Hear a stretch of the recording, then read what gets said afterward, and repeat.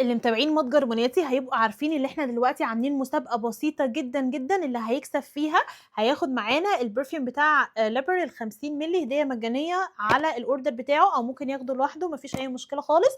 كنت قايله لكم ان الموضوع بسيط، ادخلوا على صفحه منى الحبشي وهتعملوا اي لايكات، اي تفاعل على اي فيديو من الفيديوهات اللي موجوده هناك، لاني هختار فيديو بشكل عشوائي والبنوته اللي هتفوز معانا هتكسب البرفيوم ده. تمام تمام.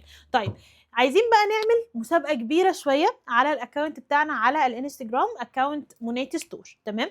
قعدت فكرت كتير قوي بصراحه، فاحنا قررنا خلاص ان المسابقه تكون على الانستجرام، بس محتارين اللي هتكسب ايه من عندنا.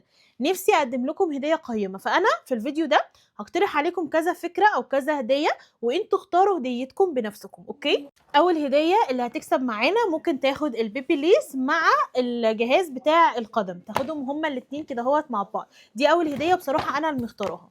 اما بقى تاني فكره انا فكرت فيها ان ممكن البنوته اللي هتكسب تاخد معانا جهاز البخار ده، من قسم مستلزمات اجهزه ومستلزمات العنايه، القسم الجديد اللي احنا لسه ضايفينه.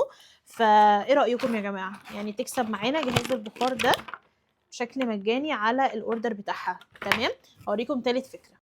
تالت هدية معانا الجهاز بتاع كيمي، اللي هو 4 في 1 لإزالة شعر البشرة والجسم والبكيني والأندر أرم وكل حاجة زي ما انتم شايفين.